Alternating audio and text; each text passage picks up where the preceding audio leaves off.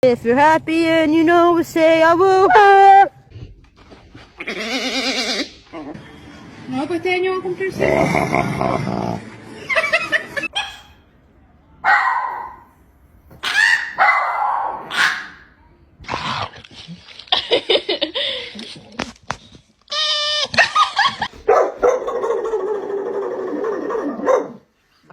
¿A dónde vamos, Eduardo? Vamos, vamos. El perrito se fue de casa. Oh.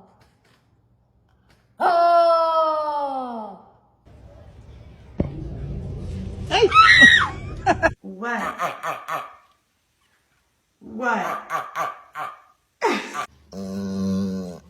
Каждый.